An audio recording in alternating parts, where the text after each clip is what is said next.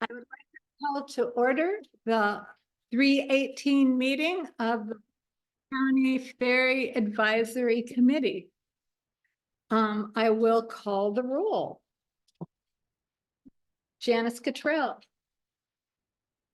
Richard Fry. Aye. Pam Gould. Yes. Diane Harper. Here. Todd Legacy. Carol Lant. Here Great. on Zoom. Thank you, Carol. Tom Philpott. Here. Catherine Shornick. Here. And we have one unfilled position.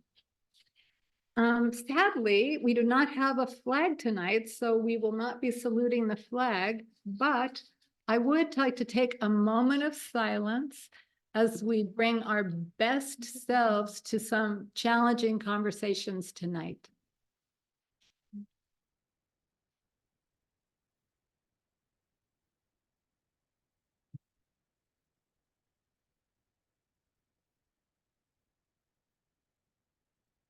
Thank you. I'd like to open tonight with some guidelines for tonight's work session. First, I'll give you some history. At the 3/5 Council of the Whole meeting, we heard Executive Sidhu state that he wanted to institute a 15% across the board fare increase to the ferry rates. And this was to correct a downward trending ferry income revenue. He also voiced some concern about the size of the multi-ride discounts, and he stated that he also intended to make this ferry fares adjustment using executive order rather than through the council, which is more common, so that he could get it in place as fast as possible. 1 week later, we received the executive's proposal, and that proposal was attached to the agenda that was online. There are a few copies over on the side of the room. The proposal that we received was actually for a 25% revenue increase. And we presented that proposal to WCFAC at our normal council, our normal meeting, which was held in town 4 days ago. At the meeting 4 days ago, we also received news that the dry dock dates, which had been formerly put out as potential dates, but not confirmed, might extend to mid-June, depending on how the bid went. We have received an outpouring of comments from the community and concern about holding dry dock over the Memorial Day weekend. And we just want you to know that we have heard you and we have a plan. Tomorrow, just so you know how these are gonna progress, these events are gonna progress. Tomorrow, they have given us 30 minutes to present at the Council of the Whole meeting, before the County Council meeting. We're going to present the new ferry codes recommendations that we passed at our last meeting. And we will have the opportunity to have a discussion about ferry rates. We will also present our concern about the potential dry dock dates impacts to the county, to the community and to the county. The intent from the last meeting is for a final action to be taken at tomorrow's county council meeting.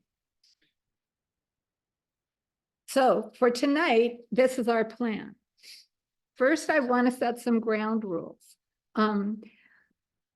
We want to make it clear that we want no negative personal comments about any member of the community, any member of the committee, any member of the county staff. Tonight, we're talking about issues. All comments, when you make them, should be limited to 3 minutes. Shorter than 3 would be great. We're going to have a lot of work to do, and we hope to, by the end of this meeting, have developed an alternative fare schedule to present to the county council tomorrow.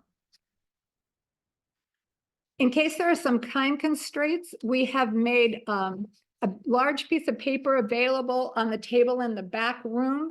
So if you have comments you don't want to make in person, or you don't have time to make, but you want to have captured, if you put those comments on the piece of paper, there's pens there too.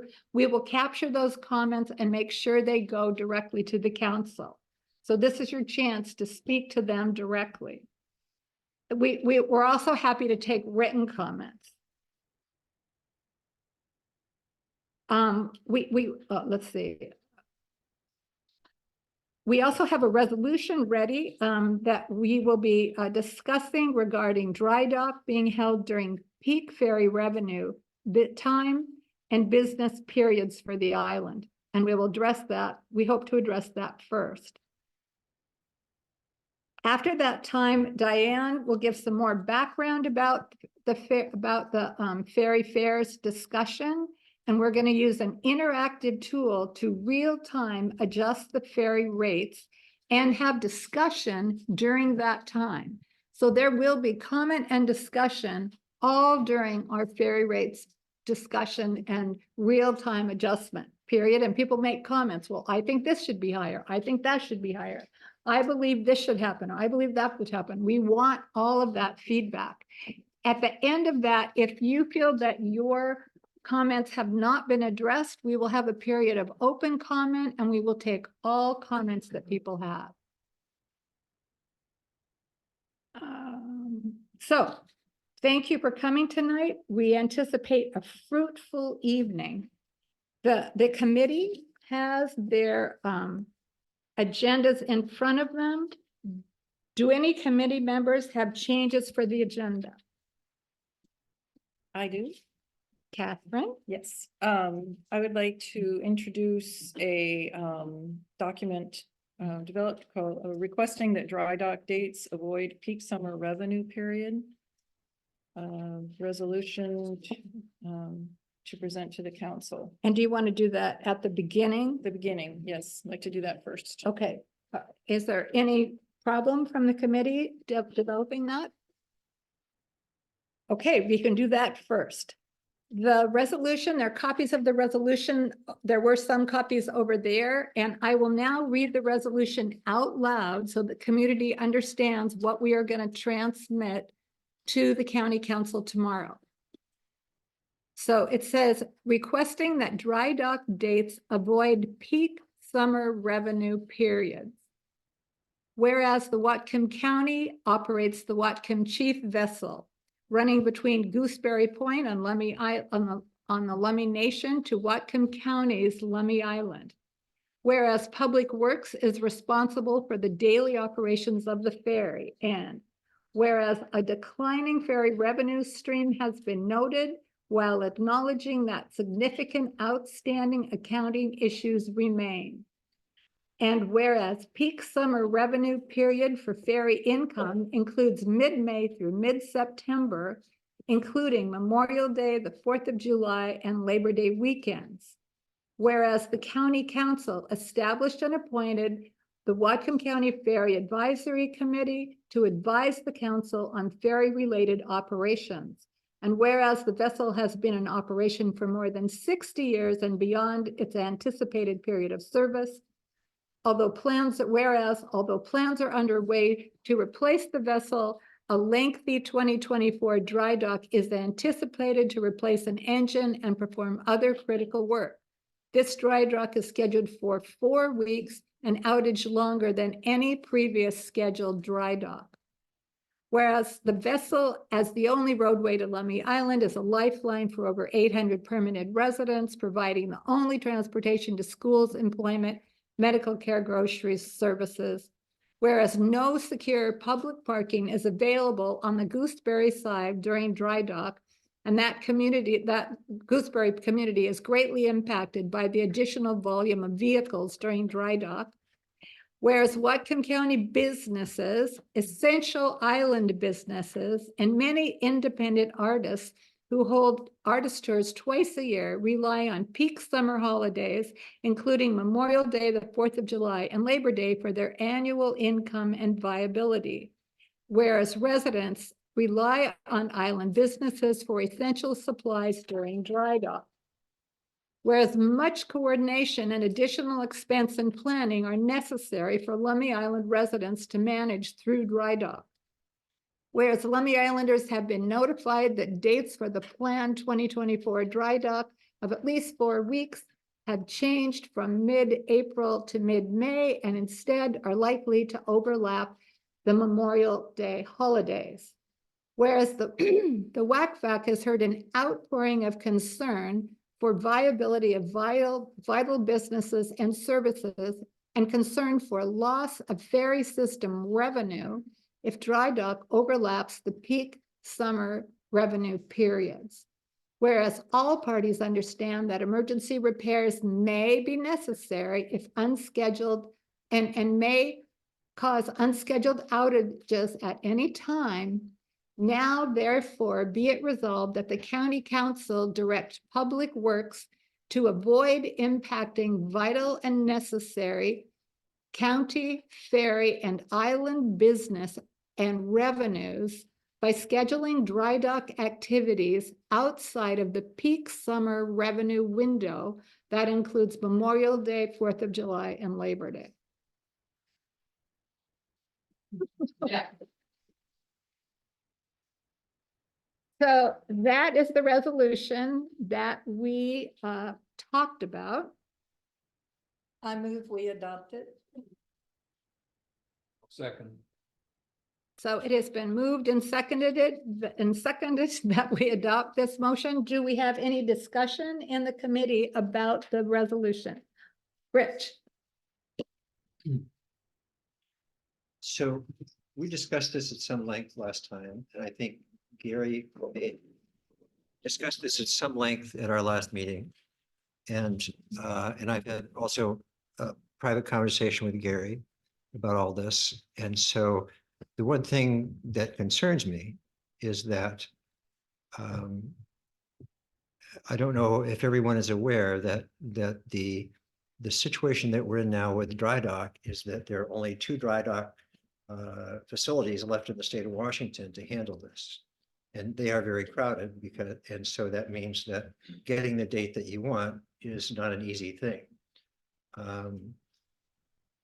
They're also looking at the possibility of, so that's one point. The other second point is, even if there's only a passenger ferry, that means that people can still come to the island as tourists, perhaps use a shuttle bus or something else to get to various events. What's the third thing? And no, let's just leave it at that. So, and the third thing is that they haven't gotten a date yet from the shipyard that they've given the contract to. And so we don't actually have the dates yet. So there are a lot of unknowns there. And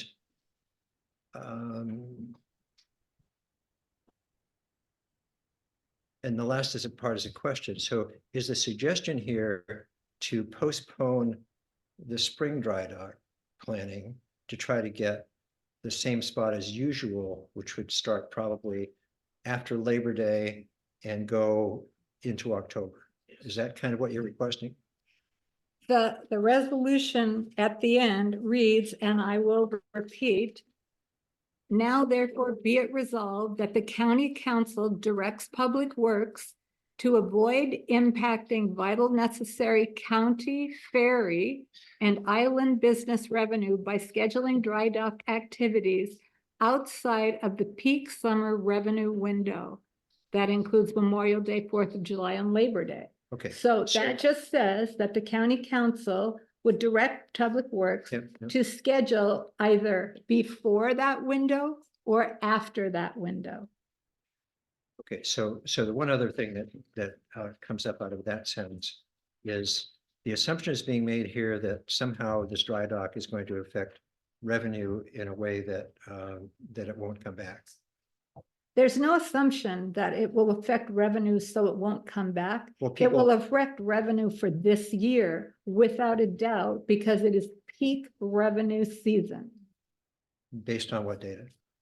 based on the ridership, that numbers that they've given us. Actually, I Okay. looked at last year, 2023, and there was a loss of about $40,000 of revenue during the May dry dock last year. So that's revenue, fair revenue.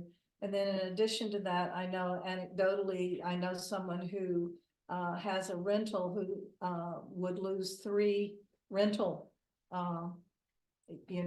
so, and I think Brad Okay, has there's a- made it plain. Just, And this dry dock will be longer than last year's dry dock. So if it was 40,000 last year, we could certainly anticipate it to be at least 50,000.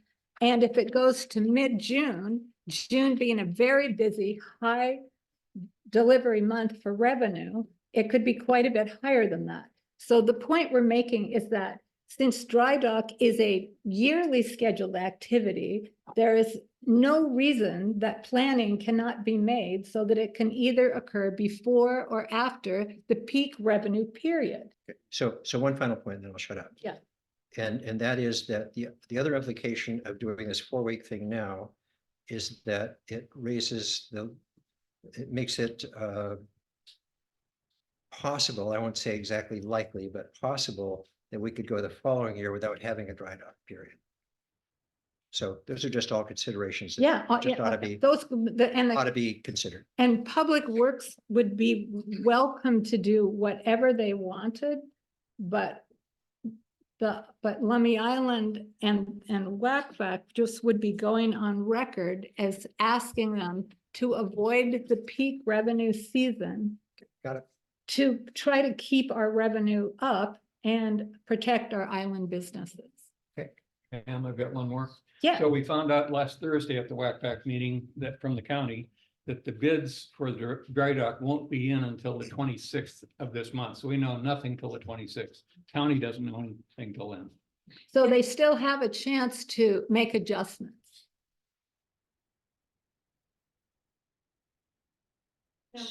Yeah, Tom mentioned last week after the meeting that if there was a possibility that they could get a dry dock spot, they could get a dry dock spot in Canada. Because wouldn't that be legal? I have no idea. You, Whether or not dry dock could be scheduled in Canada, I don't know, but I do know that we can't, for instance, purchase a boat Right. out of Washington State. So my guess would be that, because of the way Rich phrased it and Gary phrased it, that there's only 2 in Washington State that can do this. My guess is they're limited, but I don't know. And in the future, would you please identify yourself by name when you speak, just so that we have it for the record? Thank you. Sandy. Earl. No, oh, do you go, okay. I Sandy think Earl. it's very important that they don't schedule dry dock during our driest season either, because what if there was fire?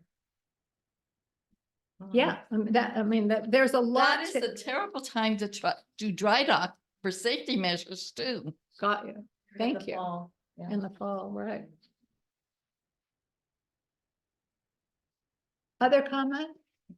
Pam, how do you want the ones from the, Pardon me? how do you want the remote Zoom ones?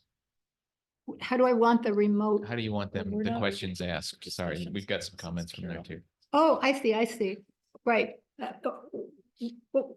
We're trying to have this discussion pretty much with the committee, but we will certainly take one more comment.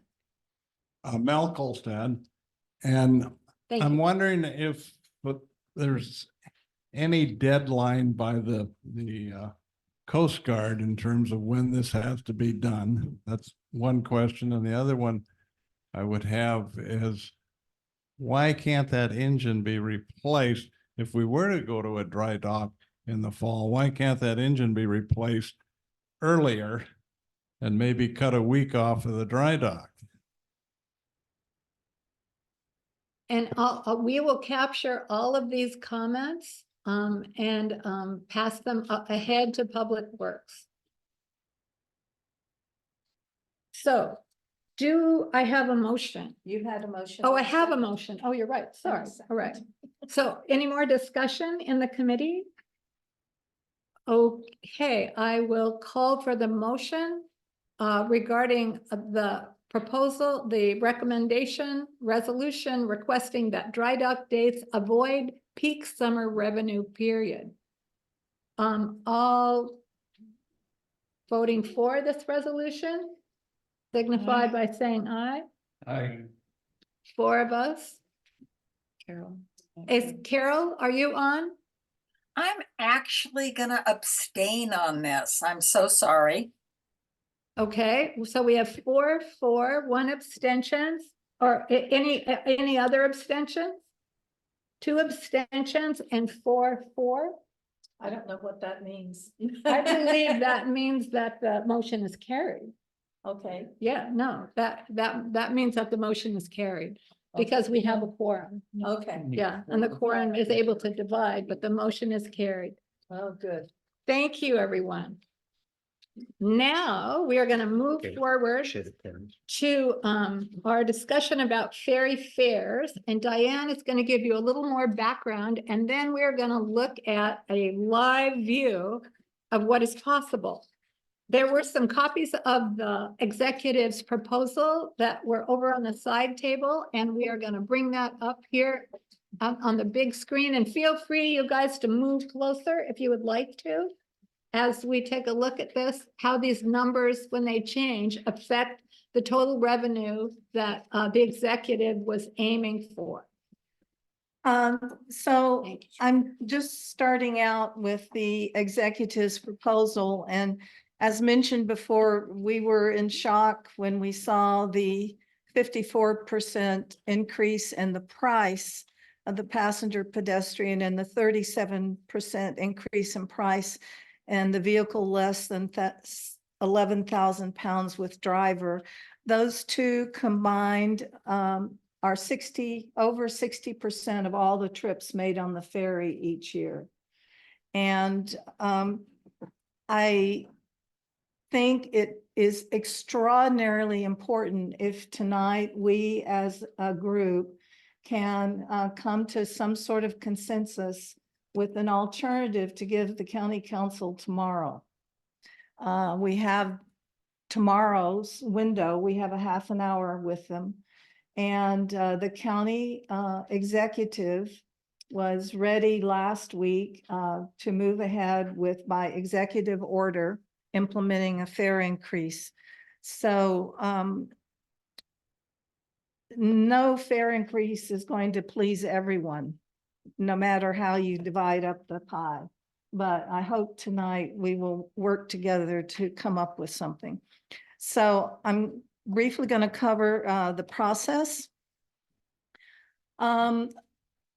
If you start out just looking at individual fares and you throw rotten tomatoes or whatever, we could be here all night just arguing about each fare. But actually fares are based upon a structure. And the structure has to do with the relationship between different fare, what they call fare classes. So we're going to look at the structure. Then another part of it is discounts. What should discounts be? And we're going to look at discounts. And hopefully we're going to move through those two things reasonably quickly to give us a base. And then we're going to apply them to actual money, to fares. And when we do that, we will look at the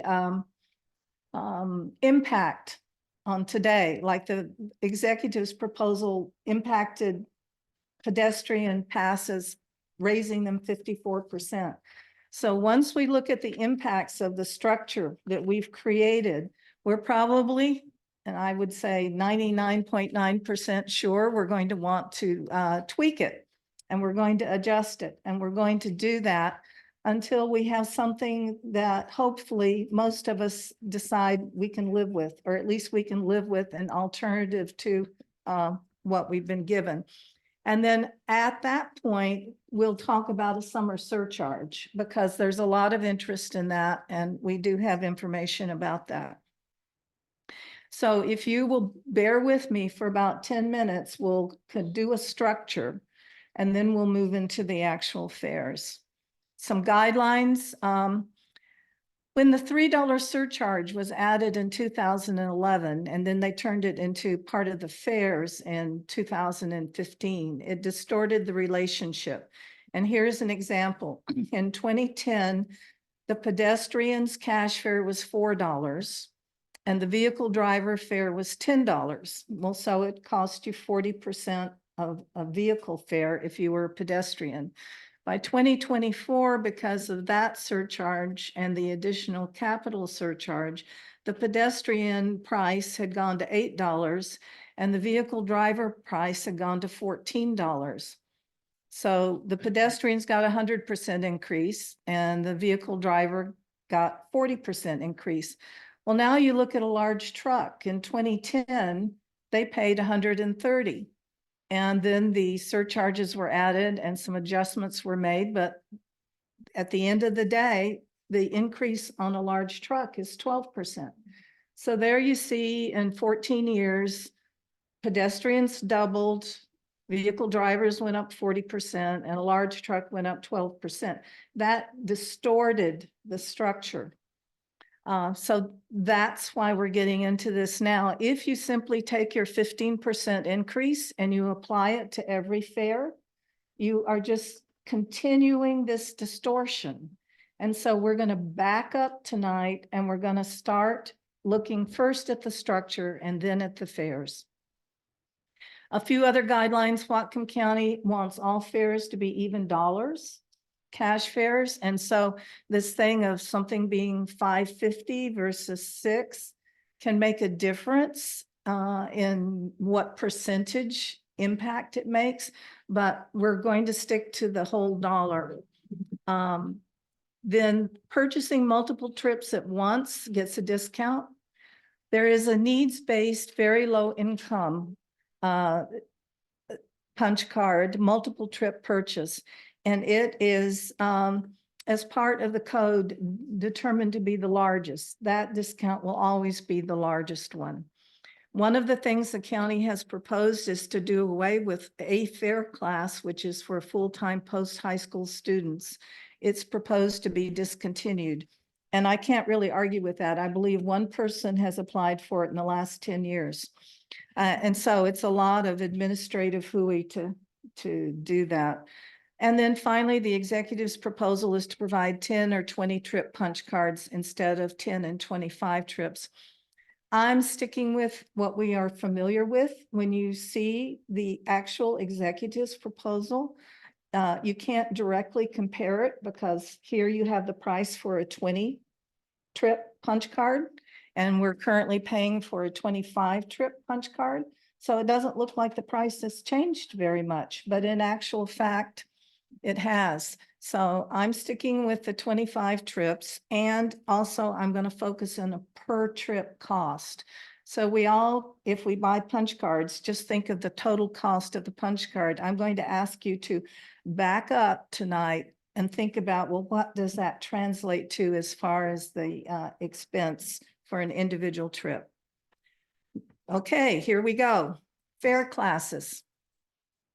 The way this is usually thought about is that your most common trip, which in our case, by far, almost half of all trips are the vehicle driver. And it turns out that the vehicle driver cash is a close second. So we set our structure based upon cash fares because discounts can move these numbers all over the place. So we look at a vehicle with driver, passenger vehicle with driver, cash fare, and we say that's worth 1 unit. And then we say, well, so how much is a small truck worth? If you go down 4 lines, you will see that in 2010, I need to find my cursor, excuse me here. It was worth 3 vehicle passenger cars. And in currently it's worth 2.4. Well, Skagit County's ferry says it's worth 1.6. Pierce County's ferry says it's worth 2. And Vashon says the Vashon ferry, which is a lot like ours in that there's commuters going back and forth, says it's worth 2.5. And finally, the Bainbridge ferry says it's only worth 1.7. All of these are very small quantities of trips. The one that really hits home and that is about 20% of all of our trips are the passenger pedestrians. And that one is one that I think we should talk about in just a moment. In 2010, as we talked about, it was $4 for passenger pedestrian and $10 for the passenger vehicle.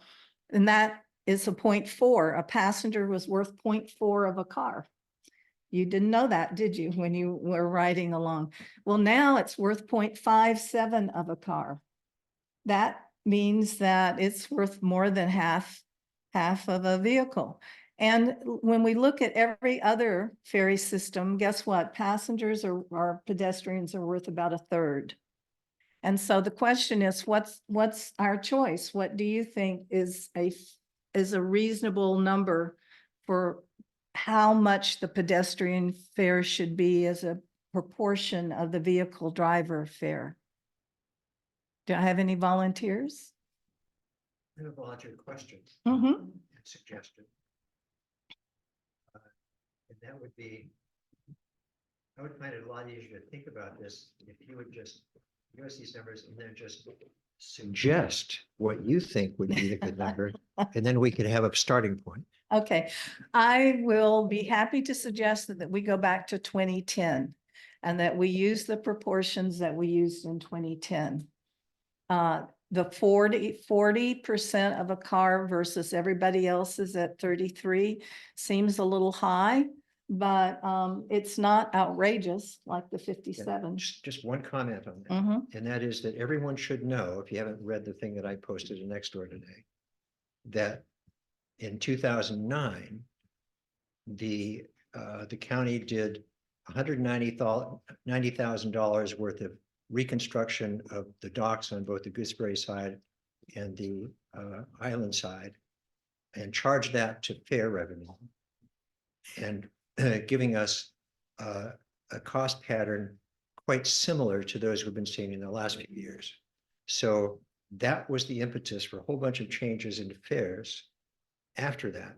So 2010 was probably not the fare in 2009. I don't know that though. Yeah. Okay. So, So but keep- anyways, okay. so Right. that's good. All right, so if you all are willing to go along with the 2010, we'll move right along. Well, let's use it as an example. We'll use it as an example. And so what I'm going to do is I'm going to take the 2010 column. And now I'm not, oh, this thing up here is in my way.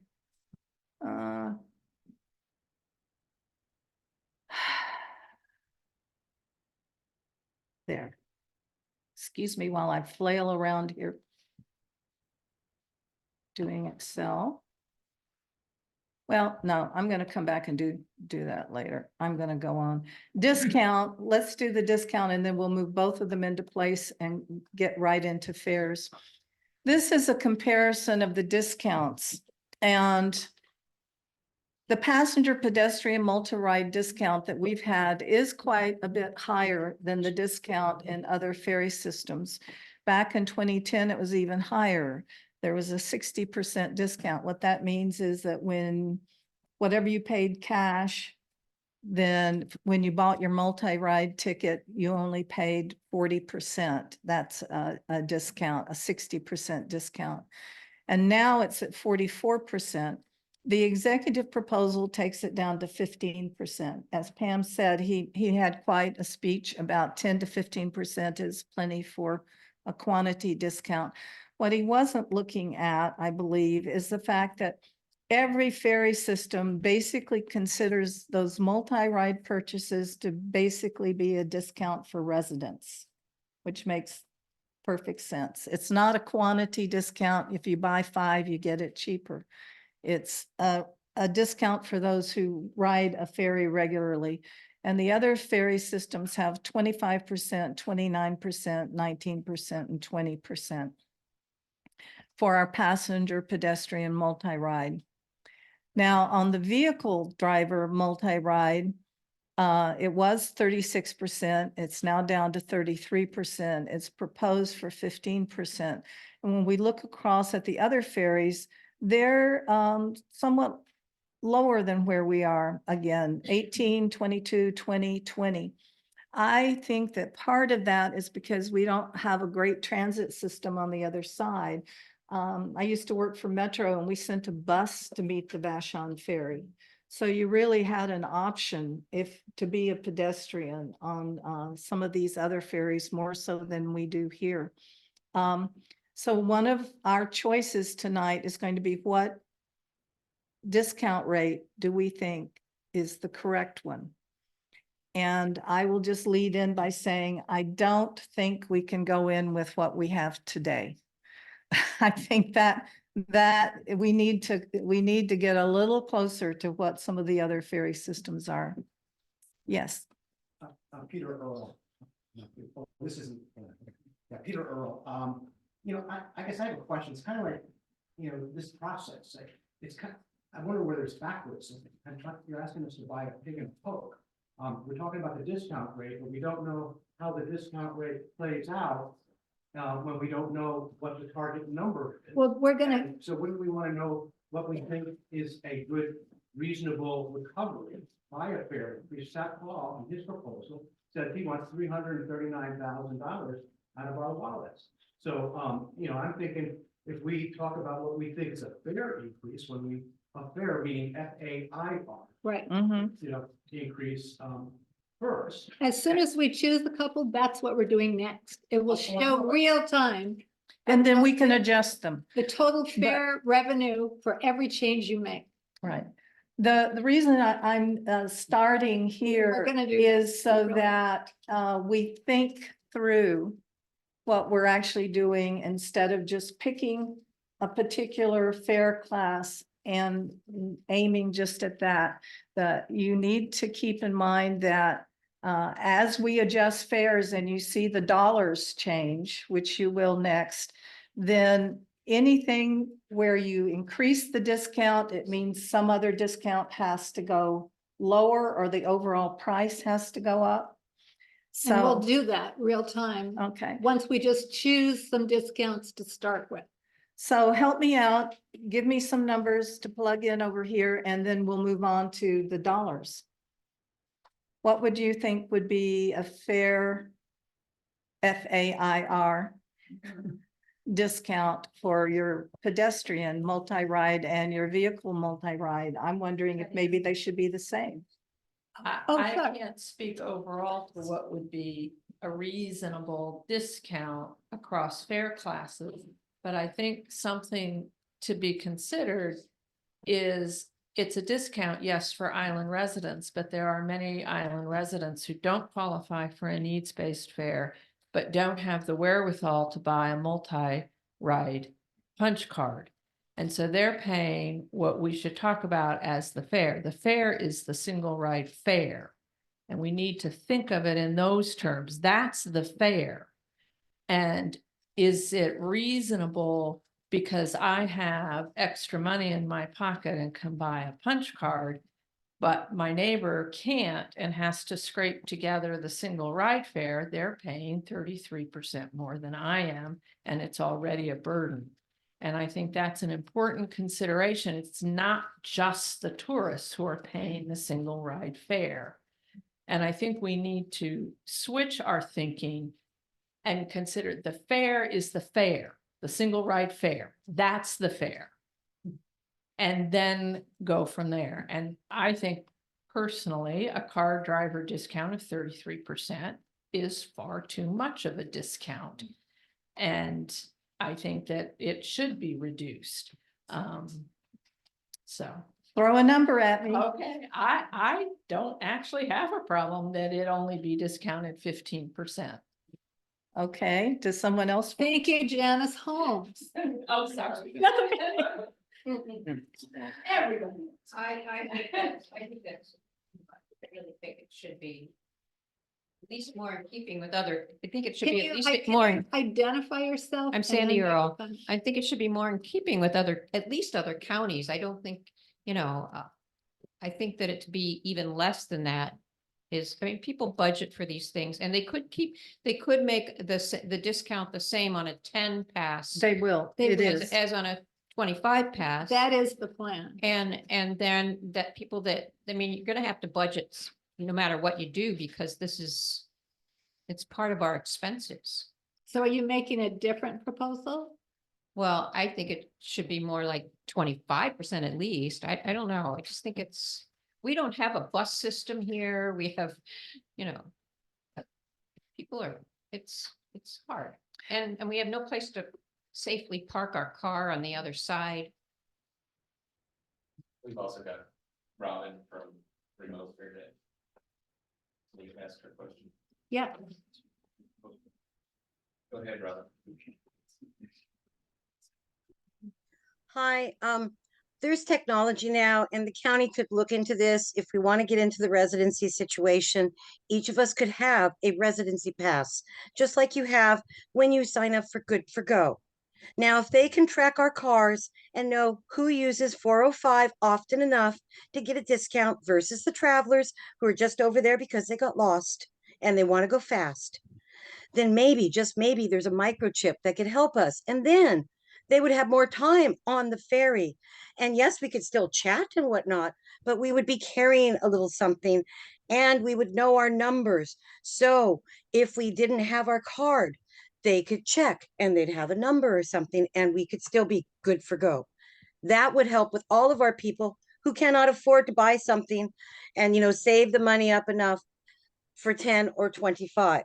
I mean, I'm 68 now and my parents grew up in the Depression. So I do know how to scrimp pennies together, but there are people who just can't do that. But that is yet another solution that I have a feeling our county has never looked at, and they're more than happy just to print out those damn cards. Well, I can say that our not so new Public Works Director, Liz Cosa, really talked that up quite a bit. From her point of view, we're really in the dark ages with the punch cards. So I think you have an advocate at the county who would love to move to an electronic system. Might save us money, and it would definitely make things more equitable if all residents could have the discount. Then you are back, as you said, Diane, to per ride costs. Supporting Robin's idea, which I think makes a lot of sense. One of the things we've heard from Public Works, in particular from Liz Costa, is the problem of them having to take time to print new cards, and that's a big issue. Yeah. So if they adopted Robin's proposal, if we ratify that and support that and suggest it, that could go a long way to fixing that issue as well. Thank you. I agree. Can I have any other comments on the passenger pedestrian multi-ride percentage or any of these others? And then we'll move on to dollars. Oh, I'm sorry. Hi, Marissa Rada here. I was actually gonna say something along those lines too. And then I was gonna recommend that maybe if we have to lower, we're at 44%, maybe make it a smaller cut, maybe make it like 35%, because I think we should still be higher than the other areas because, like was stated earlier, we don't have like a really good transit system. We're like 30 minutes away from Bellingham. So it's not like we can just hop on a bus and get out of here and go do stuff and get everything we need. We have to take our vehicles across if we want to make some big trips. So I really agree with what she said. Just get rid of the punch cards and just make it a discount for residents. Okay, two other value questions. None of the other ferry systems give a discount for trucks. And we do. What do you guys think? My own personal feeling is that the trucks provide a lot of wear and tear on our docks and the ferry. And I think the punch cards are convenience for businesses and people who need to carry stuff on trucks, but Traditionally, we have offered a discount on buying punch cards for trucks. Big trucks, not. No, all three kinds, small truck, medium big. truck, large truck. And not pickup trucks. No, they're counted as passenger vehicles. That's right. Yeah, yeah. Oh, yeah, we could make a mint if we charged pickup trucks. Okay. Diane, I had a question for myself. Oh, good. On when you pay credit for the ticket, so our cash ticket, does the county add the credit card transaction fee on top of that, or is it coming off of it? I do not know. I mean, I that's think it's significant, right? added, We all yeah. have to- I think it's added. Is it? Well, no, but is that passed on to you? In other I words, think it's always $12 plus tax. right. There is an extra fee. No, but when you're paying one trip. On the fair. Oh, I don't know. See, I don't think that the county's making the money. I mean, I think the cash is actually not even being charged on, we're Right. losing money on that. Actually, I can tell you from looking at detailed records, the county does get some of that transaction fee back. I don't know how much. And they do put it into the fair revenue pot, but it's such a small amount that I'm not trying to add that in. It was about like 21,000 on 1.3 million. So it was a very small amount, but there is a very small amount that comes back from credit cards. Amazingly, the income that we got per year, the percentage income from trucks, I think Randy said was 1%. Is that what he said? It Well, was much smaller than I would have thought, considering the size Here, and we can, space the truck takes up. right. It looks to me like, I went back to a prior screen and you can see small truck, half, 0.4, 0.2, 0.2. It looks like the whole thing together adds up to maybe 1.5%.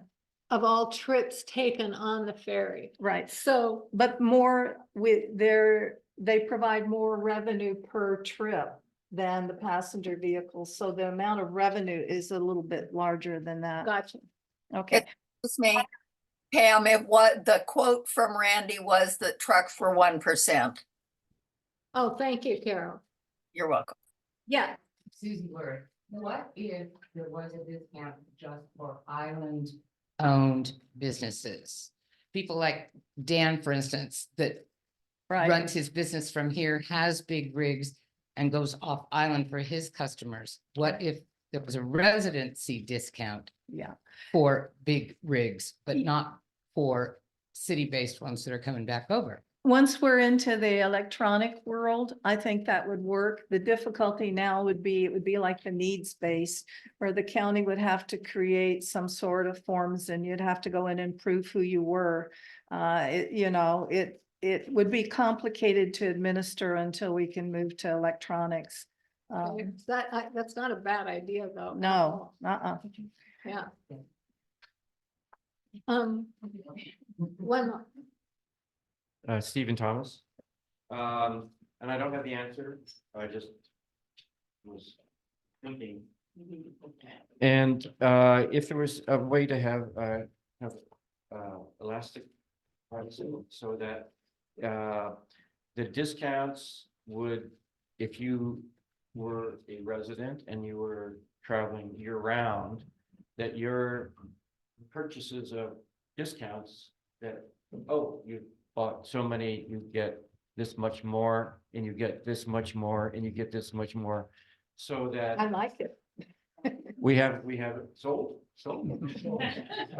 So the idea being is that if you're a year-round resident, that eventually you will get to your maximum discount, and the summer people come and they can get a shorter term discount, but they don't get the big discount. Yeah, and again, I think that is precluded by the current system, but not in a future system. I can tell you from looking at the ridership records month by month, which the county gave me, that about a third of the summer cash fares are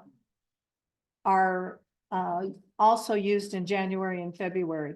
In other words, when you look at January and February, let's say there were 2,000 on average per month, 2,000 cash fares purchased then you look at the summer and it's 6,000 per month. But there's that 2,000 base that you're exactly right is a year round, and they're consistent year round. And another thought in whether this would fit more into the electronic system is that there were monthly discounts, meaning that you buy tickets for 12 months, you get a discount for 12 months. If you're only here for 2 months or 1 month, you don't get that exactly the same pricing. Yeah. I think a lot of things can change once we're off the punch card system. All right, I want to move on to dollars. I think everyone wants me to get to dollars. So are there just a couple of more comments on discounts? Yeah, I've got to get to these folks online, guys. Okay. I mean, I'm sorry, but there's 46 people online. Okay, Oh, let's shit. go. 46. Yes. Yay, online community. That's right. great. All right, some small trucks or RVs that Islanders could own. Hopefully Islanders could maintain a discount on those. Work trucks maybe don't need that. That's from Molly Freeman. Mike Skihand is actually saying, keep it simple. Like most other systems, vehicles are charged 3x that of a pedestrian. And Mike Skihand is saying discounts are 15 to 20% of full fare. Tickets are 10 to a book. Need more, buy more.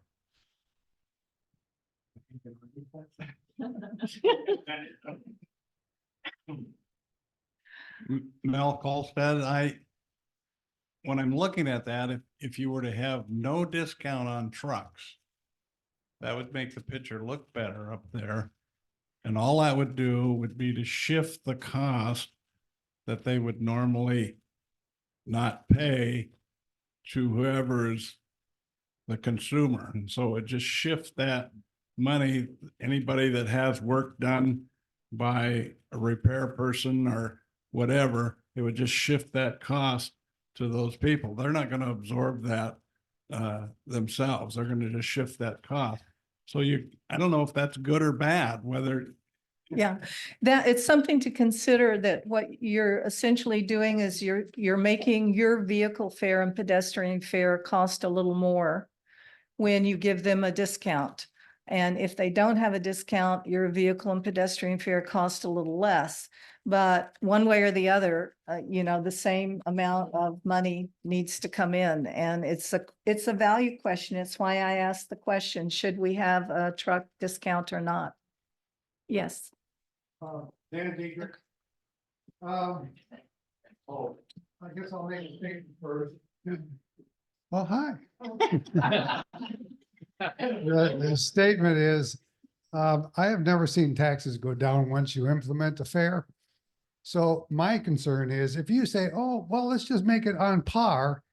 When you implement an electronic system, it will never go back to less by percentage. So I'm reluctant, and I say 40% discount, period. 40% discount for Multiple ticket purchases, just like we're doing right now. Okay, Marissa Arata here again. So my input about with the larger trucks is that if it gets passed on to the customer, it gives us as customers more incentive to do groups. So for instance, if you need something done, like you need your chimney swept, a lot of people go online and they split it up between all the people on the island and get it done at the same time. So that encourages less people to use the ferry too. And I mean, I don't know if that's a good thing, but. So we may not resolve this until we get to dollars. So what would you guys like me to do? I can choose any one of these columns. Maybe I should choose today's column and put it in. and we'll move on to looking at dollars. But this is a good discussion when you think about who gets what discount. The other big question here before I move on is the needs-based fares have for, I don't know how many decades, been a 60% discount. And this was something that was discussed in 2011 when we first came up with this form.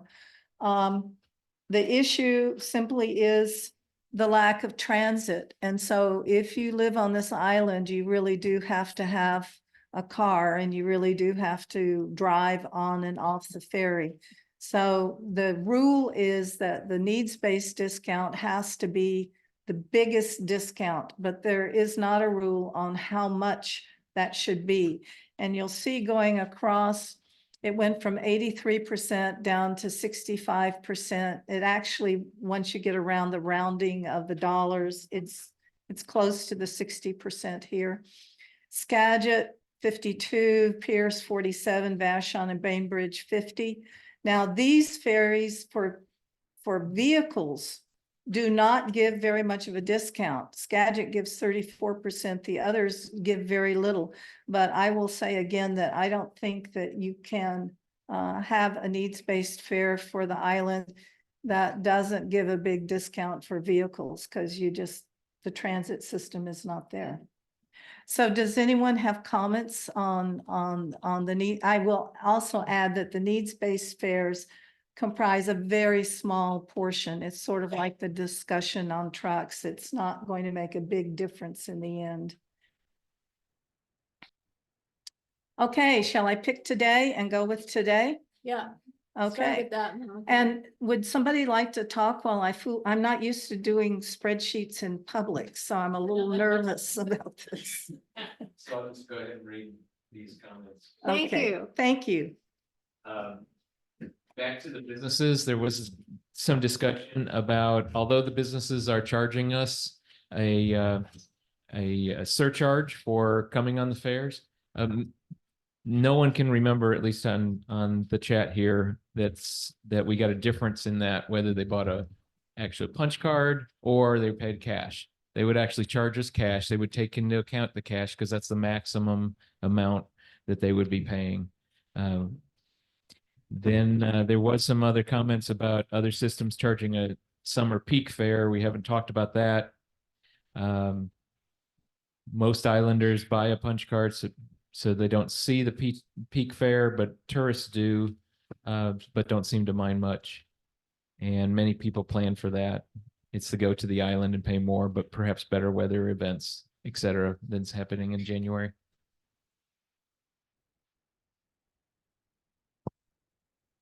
Is that all the comments so far? Seems to be. I mean, Okay. there's some that they keep coming in, Pam, they keep coming in and out of the conversation. Got Sorry. They're Okay. chatting live online. Paste. Are we ready to go?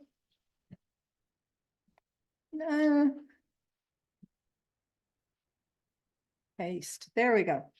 All right, so we're going to start with today's vehicle fare, cash fare. So that just to begin with, Diane can tell us the amount of revenue today's fare are giving us per year. And we know the amount of revenue that the executive originally said that he wanted to, to have that, the amount more that he wanted to make. But then the proposal that we got was another, big chunk greater than that. So Okay, so what we have here in the center area up here is more or less than the executive. Okay, over here in the far left, you see, as Peter said, 339,000 is the additional fare revenue that so are you looking, when you say the executive, do you mean the 25% for? yes, Okay. yes, the 339,000, oops, no, don't mess up my formula. Escape. And the 209,000 would be a 15% fare increase over last year. Which is what he said he wanted to start. with. And Okay. I think personally, it would be really good to go for the 15%. And if there's a little more than that, that's good. Because that's what he originally said, but we can talk about that. So Just let her. this, I call it the alternate price per round trip, and I'm just going to enter in $14 because that's what we pay today, cash fare. So magically what comes up is that we are $279,000 less than our goal. Okay, so somehow or other in this fare structure, what we need to do is to adjust the percentages or adjust the ratios amongst the different items so that we come up to that amount. And I would say offhand that, why is this one blank? Oh, because it's multi-ride, of course. So over here you have those percentages that we have today. That's what our current system provides. That's what I copied in. So are you saying the base fare is $14? Yes, this base fare. Now, What happens if we raise the base fare to $16? so now we're only 108,000 shy. Over here in this right-hand column, you'll see that what that did was it raised a whole bunch of the fares 14%. So at $16, you're paying 14% more than you are today. Now, the actual pedestrian fares came down because remember, I copied in the 2010. I copied in the 2010 relationship between these different classes where the pedestrian fare was only 40% of the vehicle fare. And whereas today it's 57%. Okay. So that took it down. So there's multiple ways we can adjust this. I'm just going to pick one. I'm going to go to 17. We're $10,000 more than the 209,000. But what about the impacts over here? Let's look and see what's happening over on this side of the screen and see if everyone is happy with that. I would have some problems, I think, with the idea that all these fares went down. The passenger pedestrian fares went down while my fare went up. Does anyone else? I would like to go back to 16. You want to go back to 16? do. Okay, Can this over for comment? This one? Yes. sure. You know, there's one like- You know, you know, I'm having trouble with this because, you know, normally, and I say this very respectfully, I mean, I understand that this is a very rational approach to put up a counter to Sat Paul's dramatic fare increase that he's been, it's going to be looked at by the council tomorrow. Okay, I understand that. But I also feel like I need to understand why we have to have a fare increase. And if we do have to have a fare increase, which I believe we do, okay, we need to understand what the rationale for it is and what our target is. Sat Paul pulls out of the air $339,000, you know, and the way he does that is he gets the Public Works Department, I won't name names, to put together a series of charts. And he says, okay, here's the revenue. And the revenue is going down. Okay. And everybody agrees that revenue has gone down. It was the revenue, for those who don't study these statistics, for a long time, it was $1.5 million, basically 2012, 2013, 2014, 2015, 16. And then we got hit with the pandemic. And the county decides, for public health reasons, no fare collection, revenue plummets, huge hit in the fare box. So that throws everything out of whack. At that point in time, we had $400,000 of surplus that was just snatched right out of our pockets. Okay, and then so then the next year, this is 2020, right? So I'll be done really quickly here. But 2020, and then the sequence is in 2020. I didn't write down, but the year after the pandemic, our fares bounced back to 1.5 million pretty quickly. Right. And then in 2023, last year, they went down significantly, almost $200,000. Diane, I'm sure has the exact number, about 200,000 or something like that. They went down. So what happens is Public Works goes in to the county council with these glossy charts with all these lines going all over the place. And they say, look at this decline. And it's pointed that way. And we need to compensate for that. We need to get more revenue in order to keep the ferry stable. But they say, but don't look behind the curtain. That's the cost column. That's where all the money, that's the cost that's coming in. This is an equation. An equation, you have cost and you have revenue. If your revenue can't cover your costs, you got a problem. Okay, but if your costs are inflated wrongfully, then you got to ask questions about, hey, this ain't fair. And FAR. Again, Okay, so the question is this, I mean, you know, and I want to put a little historical context because it's important before Well, we get bamboozled into. We certainly did try to provide that. No, but I don't think we have the complete picture here. I mean, this is something we've studied very carefully. We You know, all have. And Ke- we agree Kaylee- with Kaylee- you. Kaylee We Galloway. don't disagree with you. We Peter, agree in with any you. We way. just Okay, want but to no, get I- a different fare structure tonight. But don't you have that, but you need to have a rationale for the fare structure. You have to have some No. idea. Let me finish. Let me finish. I'm sorry. But We you- have you- to, what we have to know, Pam, what we have to know, Pam, is what, if we're gonna say our revenue is going down, we want to compensate for that, we want to cooperate with the county and give them some more money, okay? Then we need to say, what are the legitimate undisputed costs that are in our fare box that we can get some sense for what ought to be, okay? Because I think we should cover fuel increases, wage increases, real regular and routine maintenance work, administrative costs, Of course. these daily things, but we don't know what those are. And then, and the most important part of this is Sat Hall knows this too, because and this is important, most people here probably don't know this, but in September, on September 5th of 2023, Sat Paul's assistant, Jed Holmes, came up to me and Kathy at the council, and he gave us a sheet that said, you know, these dolphins don't belong in your fare box.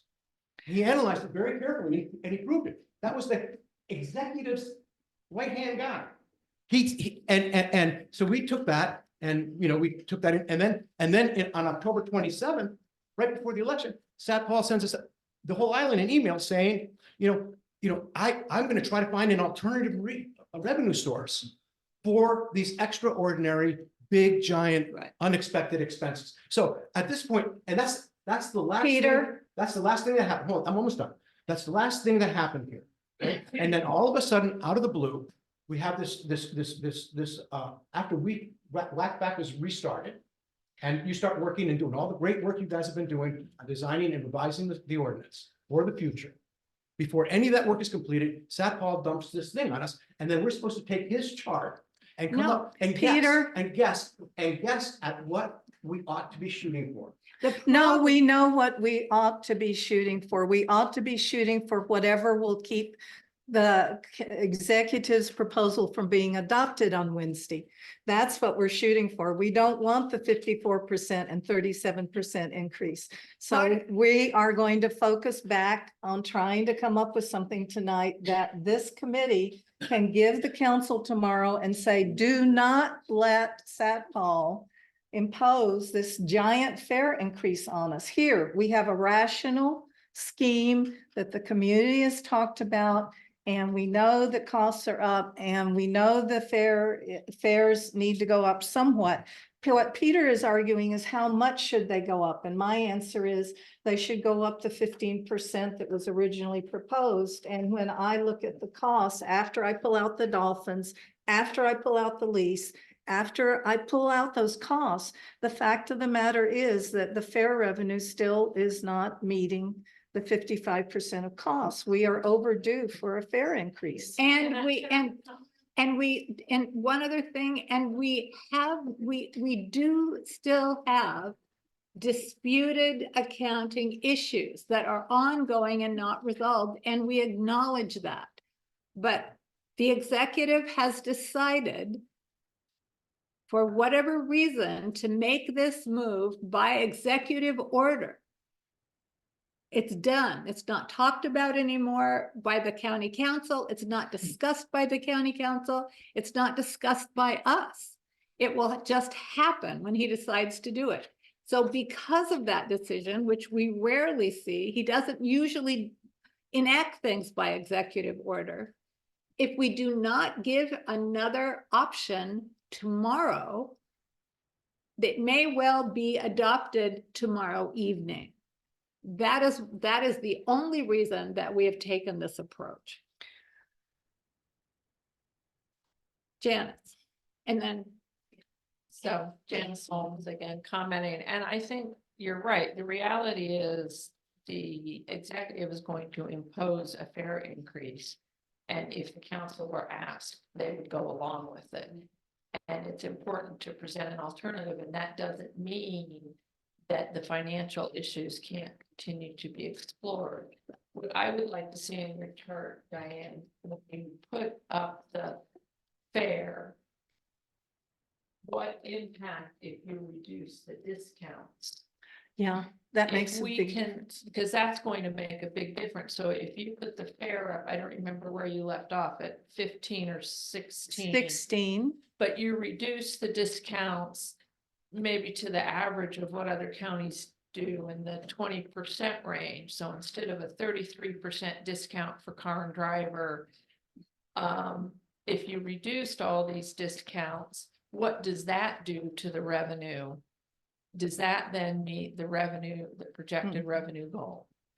Yeah, one way to think about it is halfway between what we have now and what Sat Paul proposed is actually 25.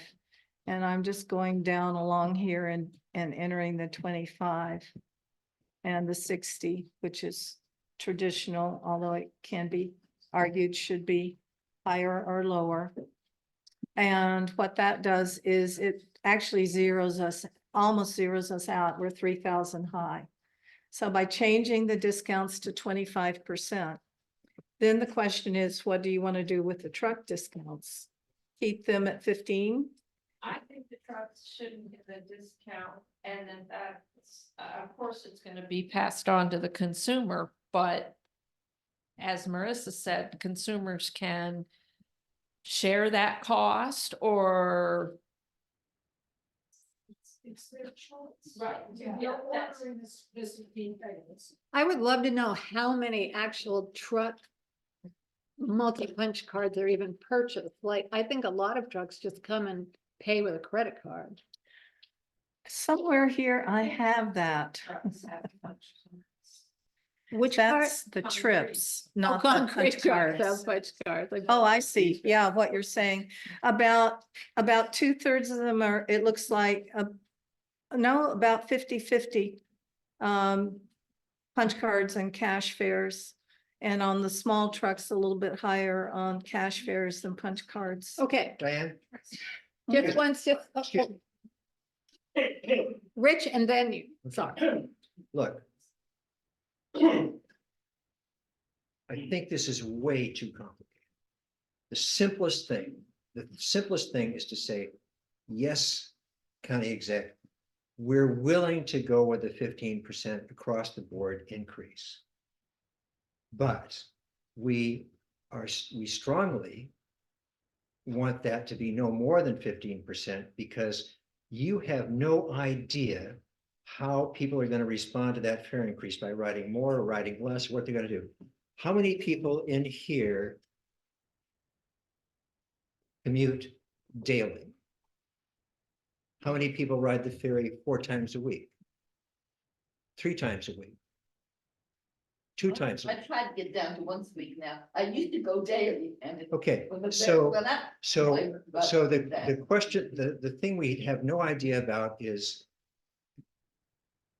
do we have 4 and 5 day a week commuters anymore? Sounds like a couple of you. Of course. Yes, we absolutely do. We have a Okay. number of them. Okay, so the argument is this. If you keep, how to put this? If you make small incremental changes in the fares, people are likely to change their behaviors less than if you impose big changes all at once. So let's just say, one, as Peter says, we have many questions about the financing here that need to be resolved, and we intend to get to the bottom of those. The second issue is you need more revenue now, fine. Let's try a 15% across the board hike and see what, and monitor it for a year. I Something disagree. like, Okay. something like that. I disagree with you because I think we can see clearly what all of our changes are doing here. And if we do not adjust the multi-ride discount, we will not be able to meet that target that we're aiming for. And when we adjust the fares, you can see exactly what percentage goes up and down on the side. That does not seem too complex to look at to me. So there's a comment that I've put up twice, sir, that I want I'm you just a working guy, you know? Yeah. So, anyway, it occurs to me that, one, that Dan Dietrich, you got a tough job. I know. If you, these numbers are skewed because they're on average over a long period of time. Yeah. And during the pandemic, every other business I know went out and got government grants to help support the employees and to make up shortfalls. And we don't know if the county did that. I never heard if the county got reimbursed for downtime and no punch cards on the ferry. I never heard a word. So know. what happened to that? You see, It's and if hanging. and if they fail at that, it's not our problem. Same as if they're failing at finding a dry dock in time for this year's scheduled dry dock, it's not our problem. Don't make us be the punished ones when we've scheduled all kinds of things for that month of time. And that is why Next, we did the resolution. to go right with that, if you think the fares have dropped in the past year, wait till you shut it down over one of the busiest holiday seasons of the year. Exactly. It's gonna plummet. We all- Better let Sat Paul know when election time comes, I'm campaigning strong to remove him from office. He's not running again. He's I done. don't believe. That's why he can do this. He's done. Yeah. So I just, One last question to ask. Question. If our ferry is really under roads and construction, stuff like that, then why is it that we don't take in consideration how much has the roads cost gone up compared to our ferry fares going up? Because all of this really should be on our, as far as I'm concerned, on our property taxes. Because it's all on the same thing. I remember when I first moved to the island, my father always bought me a 1-year punch card. I yes, stuck it on the window. And he paid it when he paid property taxes. But now he's gone. But I'm just saying that things do evolve. But I'm still saying, what is the percentage of the road construction cost for maintenance and everything? And then they're putting our ferries twice as much as theirs, when it should all be in the same category. I think it should be kind of like race, you know. At the same time. Yeah. Yeah. Yeah, I'm just saying that we're taking a big gouge. Diane. There is one, we do have support online, but there's a lot of 4 to 5 day commuters. The Yes. question we asked. Yes. Great. Thank you. Good. There's also a suggestion that passenger fare remain at $7. And not go down as to what you got. okay.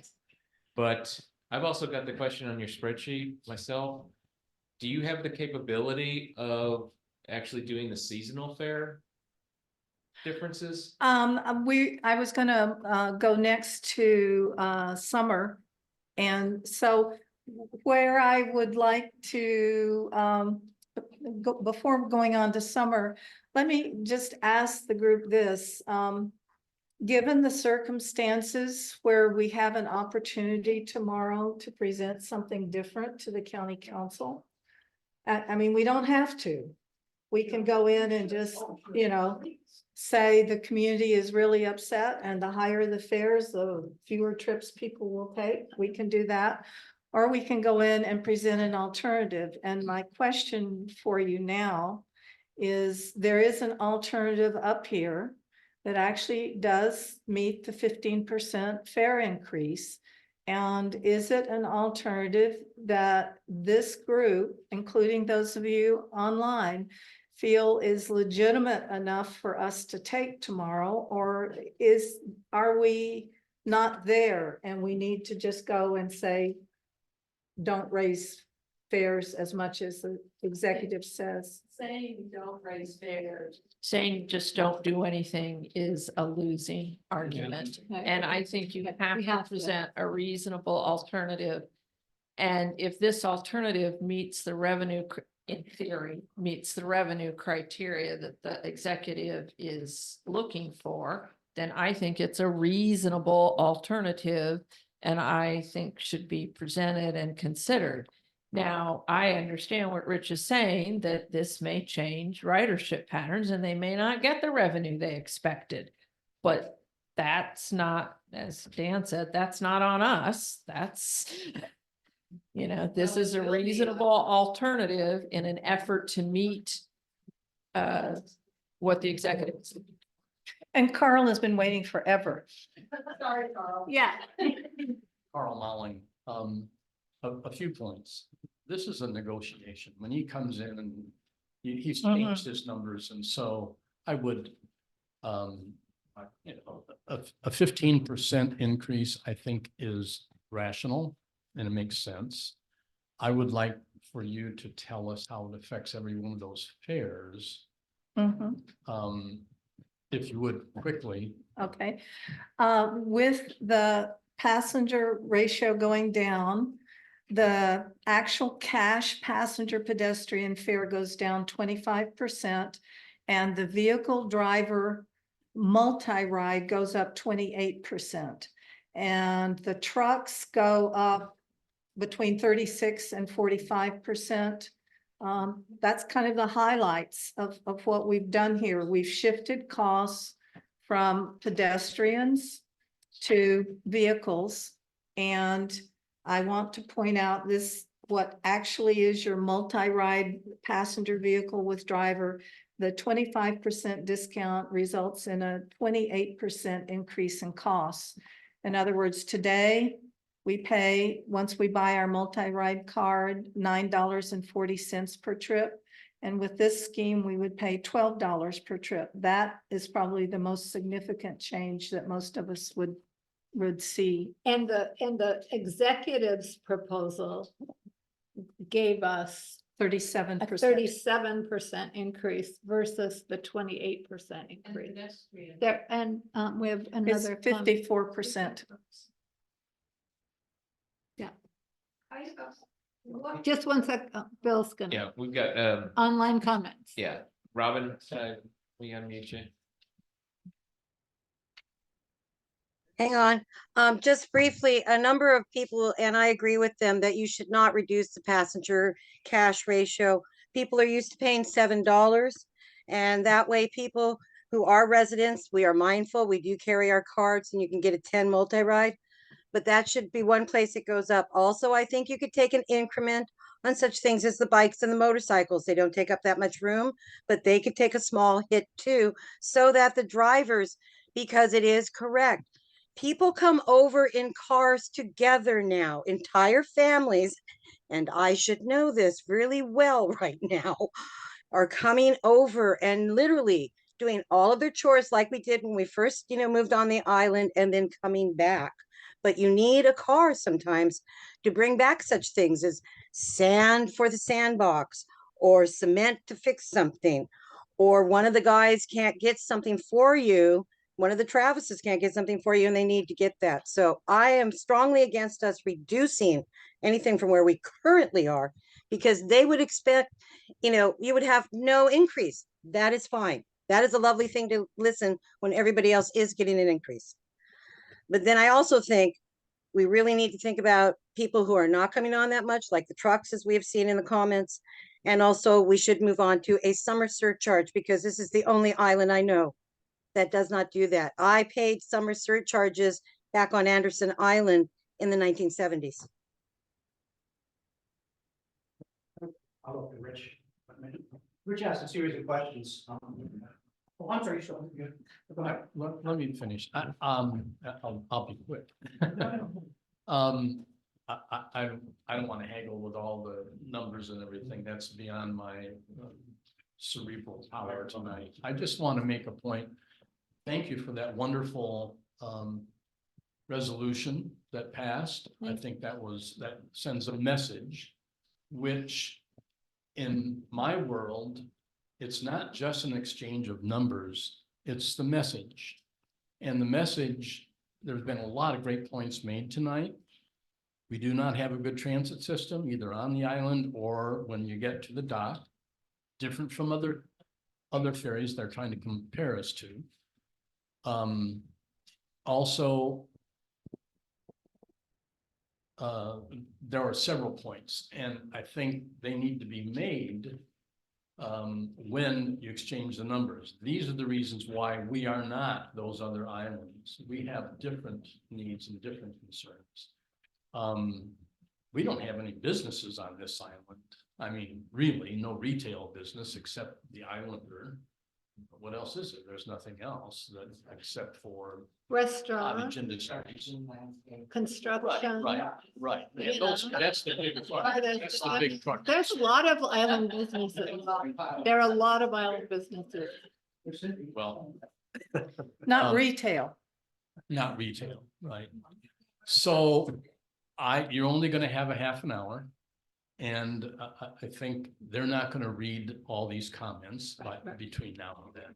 And I think it's just to make your point, you need to carry the message. We are not Anderson Island. We are not Lopez Island. We are not these other islands. We are different. Here is why.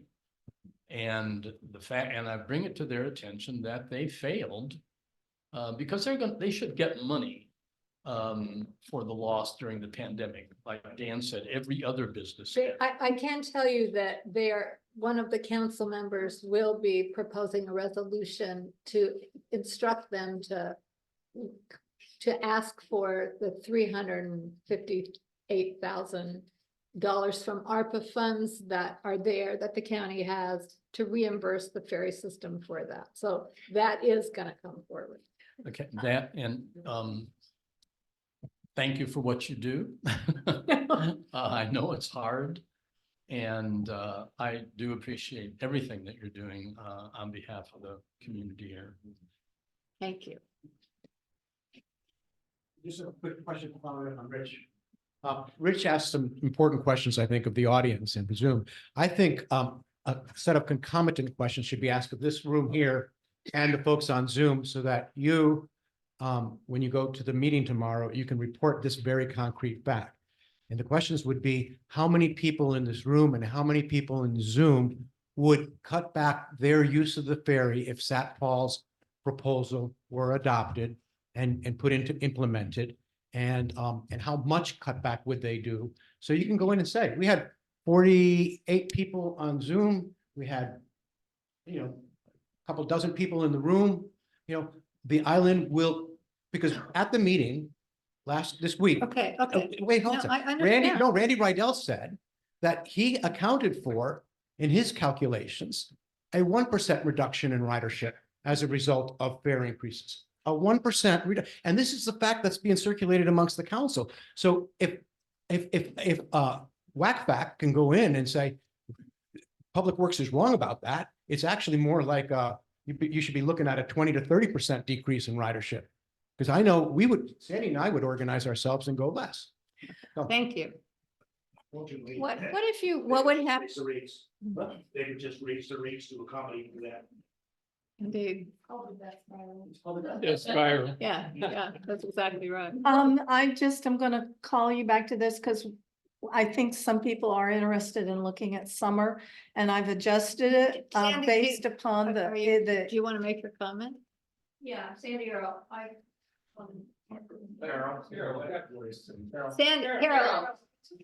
Sandy's gonna make a first comment and then we're gonna move on to summer. Sandy Earl, what would it be? I really think they need to show us on what basis we need a fare hike, because that tells you how much of a fare hike you need. That they're doing it on fare reasons and not messing with what's supposed to go in the fare box. Anyway, but other thing is, what if you said, well, if we need, like say you need a 15% increase, and if you kept our discounts the same, what would that be? Because that would probably be acceptable to most people. But when, you know, but when you make the discounts the way Sac Paul made them, which really penalizes islanders over visitors. I can tell you that what happens is when you make the discounts big enough, and if, I don't want to take the time now because we've used a lot of it, but when you do that, then what happens is the price goes up. Okay, so when you increase the discounts, then you have to make the base price higher. And the net result is quite a bit larger. And I can show you one example here. I think this discount was 33 and this one was, what was it, 60, no, 40, 48 maybe, or something like 48, that. something like that. Well, so now you're 75,000 down. So then you go in and you start cranking it up. So then let's crank it up again. Sandy, are you saying if we just left it exactly where the fares are right now and added 15% across the board without changing any, without just add the 15%? Is that what you're asking? And see what that does? Yes, because originally Sac Paul said we need a 15% increase. Before he went. Across He the said a 15% across the board increase. My, Then he got on the multi-discount. I think my personal opinion is that given the discounts we have now, that would not find favor, that we need to compromise on the discounts. We are far, far higher than any other system. And I mean, we can give it a try, but I'm not persuaded that that going in with today's discounts is the winning strategy. And the other point that Paul made over and over again was the point Janice made, which is that people that cannot afford to buy a multi-punch ticket are paying full price for every ride they take.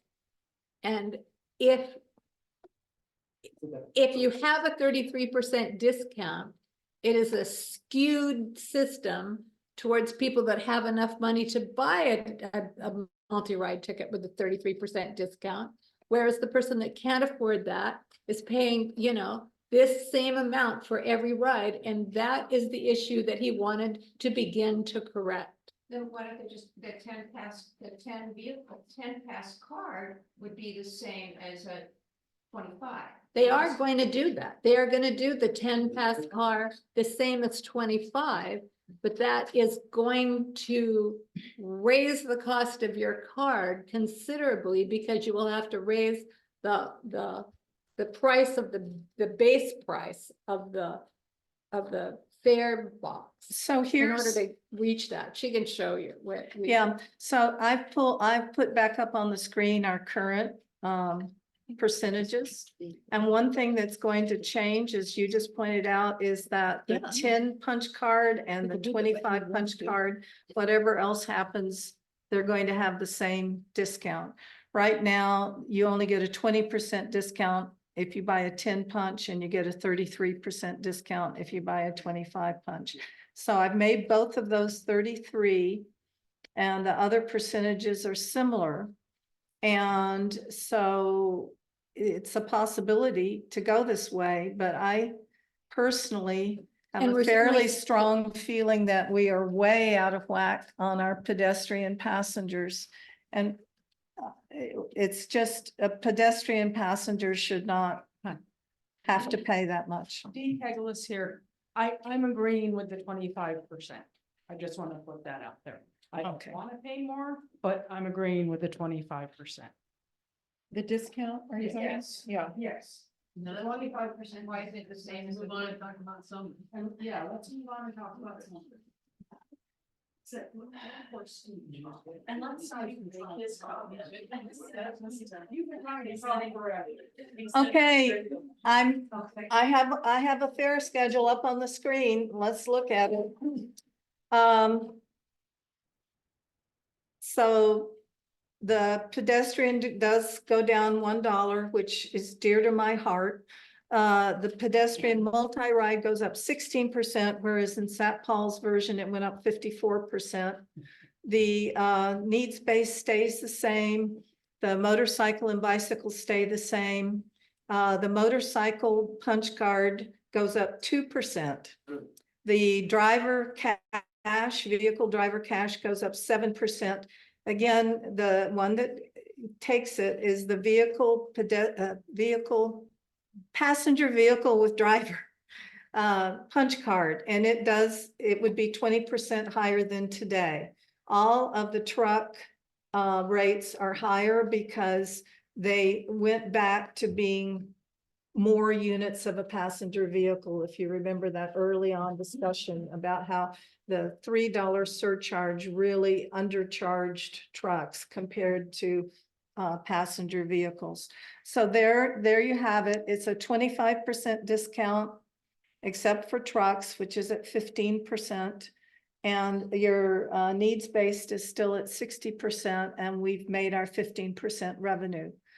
How do you guys feel about that?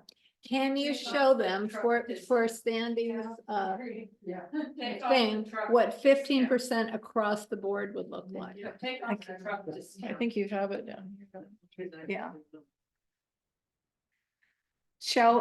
I don't know how many island businesses depend upon going back and forth on the ferry. At one time in 2011, when the community went through this exercise, there was some desire to keep the small truck discount because of island businesses, but I'm hearing we have just as many people who have large trucks that now have island businesses. So do we want to distinguish between the different? I will say none of the other systems do give that discount, so that is more in line with everything else. Got the summer surcharge on here too? Not yet. But if So- what we do is a 15% discount on every thing. Oh, boy. That's what people are asking, just, pardon me? I was talking about a 15% Right. increase, and then if you. That's what I mean, a 15% increase across the board on every fare. Right. Line by line. Yeah, Right. That- exactly. That's what we're, You do that? Sure, but I will say again, I think that just perpetuates the evil that was we just want to permitted. see it. I mean, it's, Okay. we're not saying we're doing it. They just want to see it. Well, excuse me, while I mess up. Doing great. Oh, I'm sorry. Screen Meanwhile, sharing Bill stopped. has some comments from Zoom. No, actually, this one's from me again. I'm Oh, sorry. this is your own personal comment. I know you said that St. Paul, it was dear to his heart to bring the discount to the folks who could not afford to put out a punch card. Yes. Well, Well, why is that no, just not- that they were, he felt they were discriminated against because the 10 punch card Yeah. was, less of a discount than the 25 punch card. But So even. we're but gonna even make buying- all those the same. Right, but even buying the 10 punch card takes cash. Yeah. Takes some money. Yeah, no, yeah, even So 10. why can't we solve that just with IDs or a little residency card? I mean. ID, what do you mean? Oh, Just- that Yeah, you, that when you go to pay cash, you have this card that you just show that, at the ferry office, you show that you're a resident and you get the card for so long, and when you go to pay it, they just hit a different number in there. Right, I mean, I don't know why it has so to be they so don't have complex. punch cards anymore. No, yeah, All you they just do pay- is cash fare every Yeah. time. They pay Yeah. a cash fare Yeah, every instead of time, $14, it'd be 8 or whatever, and a 10. resident Yeah. card. I'm going to show you two. I'm going to show you the one that's dear to your heart. And first, I'm going to show you the one that's dear to mine. And in this one, I actually took the passenger vehicle ratio down to 35 like the other systems. And the increase, it was a 30% discount. I thought we might be able to sell that. And ends up being a 19% increase in price. When I go to the 15%, here we go. The change from today, again, the county is very aware of this passenger pedestrian cash disparity. And the decision they have made is in the past, and they're sticking to it in this one, is they will not raise the passenger to pedestrian cash fare. Eventually, the vehicle fares will catch up to it. And that will be when we hit $24 as a cash vehicle fare. Then they'll start raising that fare again. But sure. Because the $8 is so out of whack, it's 57% of a vehicle. It's so out of whack with what anyone else does. They have in the past made the decision, okay, we messed up, you know, the pedestrian passenger fares up 100% and the vehicle fare is only up 40%. We need to somehow or other make this right.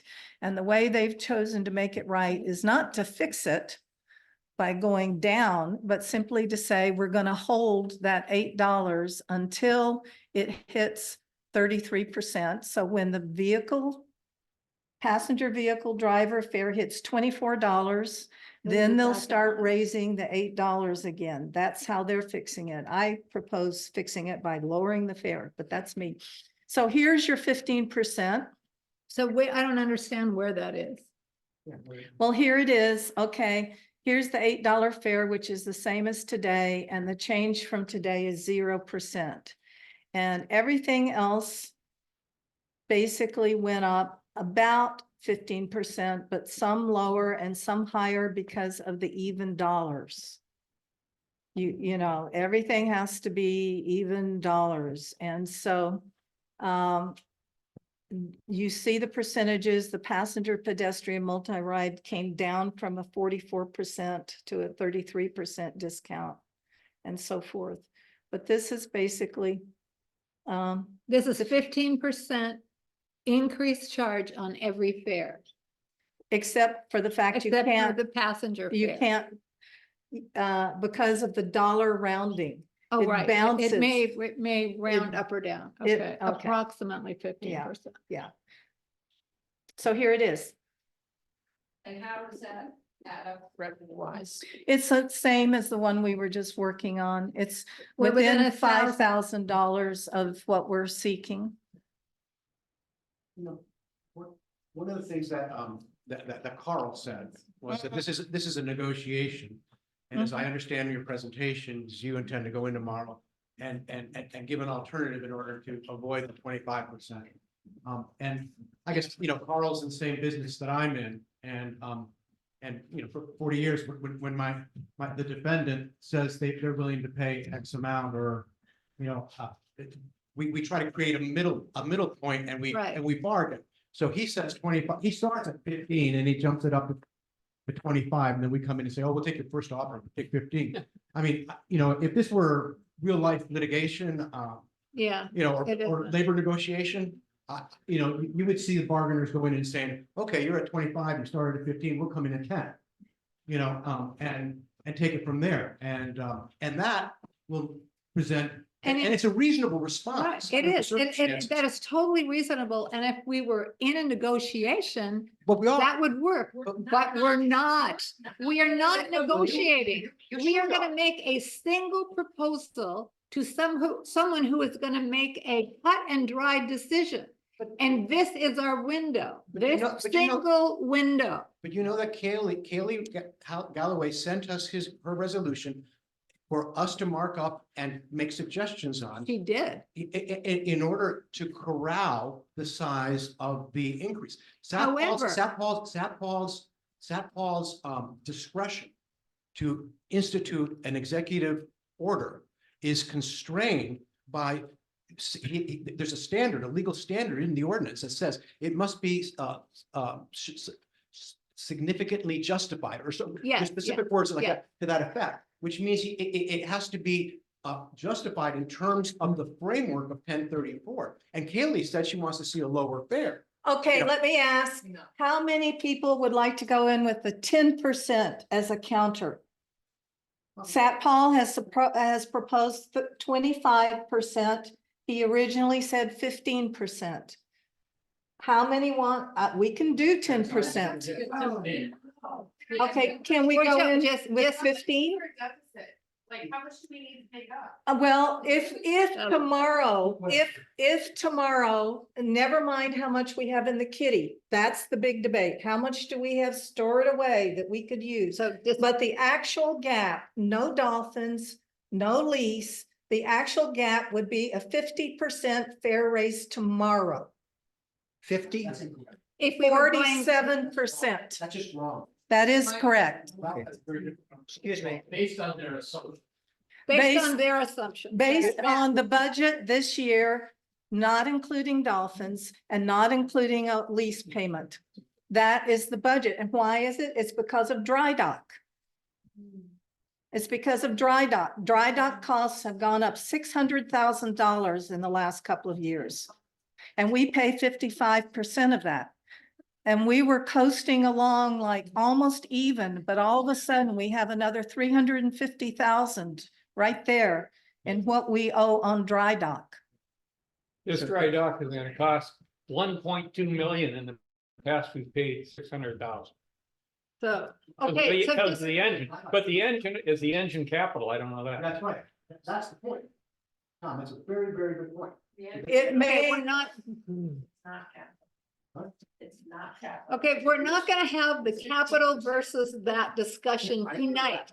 Tonight, we are gonna talk about fares. So Thank you. would you like to look at a 10% or would you like to keep on looking at 15%? 15. 15. This one's, Why don't we look at a 10%? Okay. The Zoom folks all say 15. The Zoom folks, I Zoom want to folks are see a voting show for of hands because we could be here all night trying different things. How many people are willing to go with a 15% proposal tomorrow? Okay, and Zoom? I got them scrolling by. I mean, they all want to get to summer Summer, surcharges. okay. You wanna All go right. with 15 and summer Okay. surcharges. That's Dan Dietrich. That's exactly what my comment was going to be. You and you're correct. Your near and dear fare is important for islanders. It's not important for everybody that comes here all summer and every weekend. And those are the people who have the pockets that can easily make up this deficit in both passenger and vehicle, along with walk-ons and with bicycles. Okay, So Can- I think we need to present that tomorrow. We are implementing, not a question, it's a fact. We are implementing a seasonal fare based on residency. so what do we, how much more do we get if we do that? Okay, can I now move? I'm showing you ridership by month. Yay. Okay, all right. So what I have here is, I just want to remind you that right now, in our real world situation, there is no way that we can buy fares based upon residency.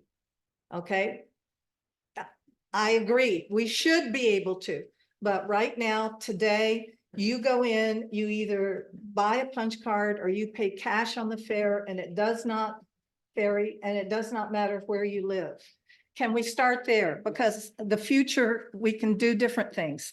So right now, today, what you need to know, and what gave me a little pause, because I'm very much in favor of a summer surcharge, every other ferry does it, is that when you look at the actual summer, like how many pedestrians are there and how many passenger vehicles are, and then you look at the January, February, March numbers, what you discover is that 32% of the people who are paying pedestrian cash fares, this is all cash, this is nothing punch card, 32% of the pedestrians cash fares are probably year-round residents because they're paying it in January, February, and March.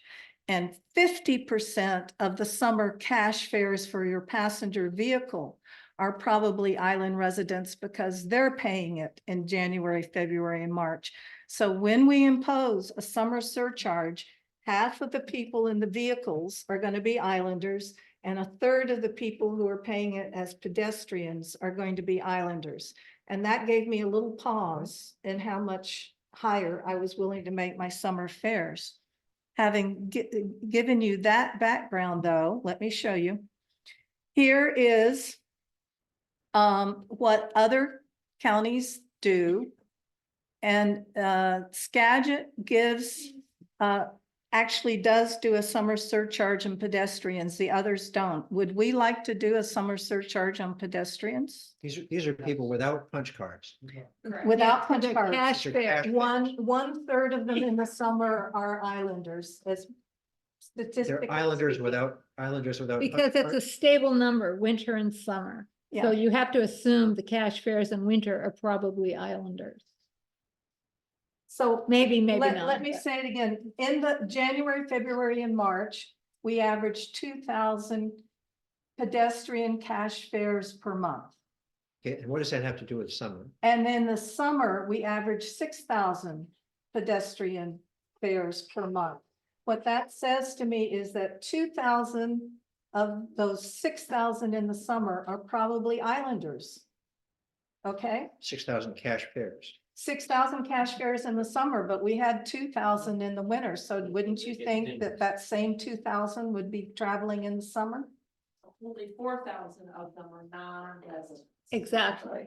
So islanders are gonna be paying summer. Well, Why would an islander not have a punch card? because they can't afford it. Rich, a lot of people live hand in mouth here on the island, and they can't afford the 230. Yeah, they can't afford a punch card. And so they will be hit with a summer surcharge if we put that summer surcharge in there. So you do have to think about that. The other thing is that 50% of the passenger vehicle fares in the summer, 50% of the cash passenger vehicles in the summer are cash vehicle fares in January, February, and March. Okay, in any case, I'm all for a summer surcharge. Okay. So whatever you say, I'm for it. Okay, just so everyone keeps in mind that it's not just visitors, quite a number of our island residents will be hit by this. And then I'm just, I will ask one more time and then I'm gonna move on down this because we're gonna be here all night. So how do we feel? Do we want to be one of the systems that does not charge pedestrians a surcharge? I think their theory is that that encourages people to not bring a car on an already crowded Friday evening ferry.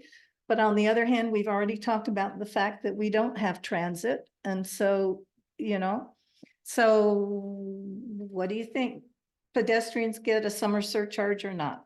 If they're non-resident. So I've got. We have no way we have no way to signify that. Okay. Maybe this hand thing. Yeah.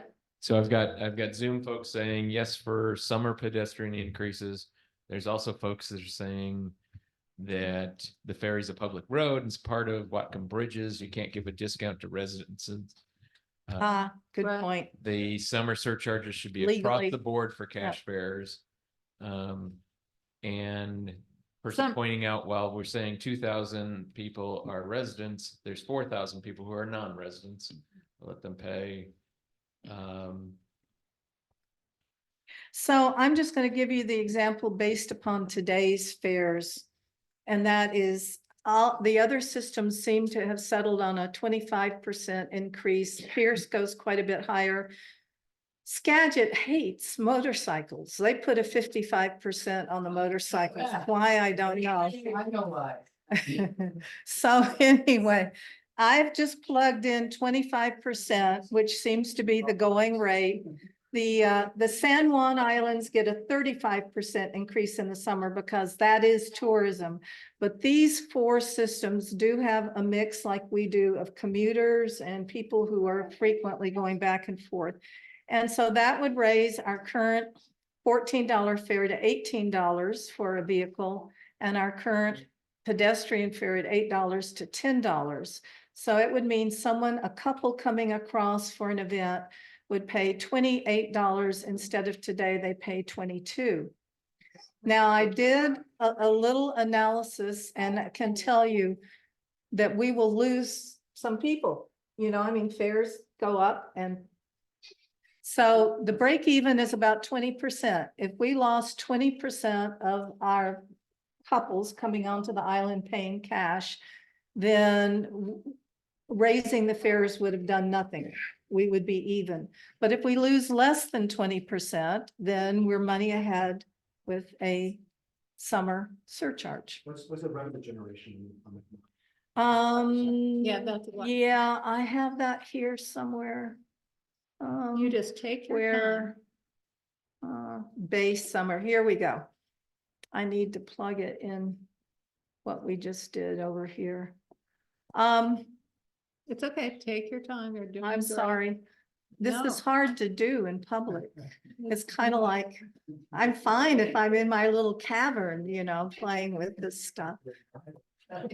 Well, while you're doing that, Diane, Yeah, I think I'd argue against, your assumption that we lose 25% people. no, I said if we lost 20%, then we Well, I would know, break but- even. But so how much are we losing when a gallon of gas goes up 50 cents per Yeah. gallon in all Yeah. of our trucks that have poor gas mileage? Yeah. I mean, they don't stop coming to the No, no. island. Yeah. I mean, so I wouldn't, I worry about that little factor as deterring us from the. Yes. This is Alan Crum. I have a question. Is there any way that the committee can say to Set Paul, don't make this executive decision now, we need more time? We have said that Okay, not enough said. twice. He brought this up for the first time. The first county council meeting in February, and we have put this off until the second county council meeting in March. Just to get this far. Yes. I may have just missed it, but right now we're doing $9.40 with a discount on car and driver. There was a figure put up of $12 and something car and driver with certain discount. What's the Paul, what would it cost us under his plan for car and driver? Under his 25% plan,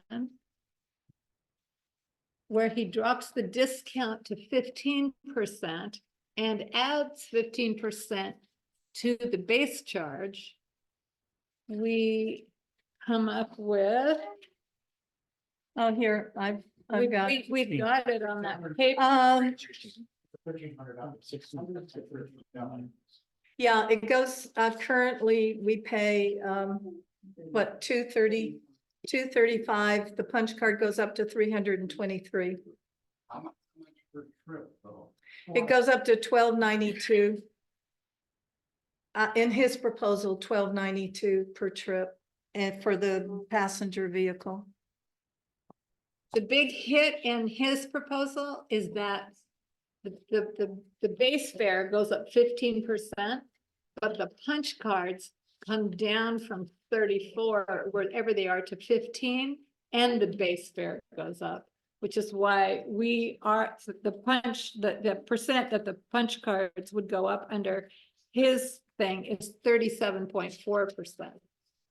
We would pay 37.4% using his current 25% model. Yes, Bill. Hey Pam, Judy Olson would like to say something. Oh, great. Okay, Judy, let's see. You can unmute yourself.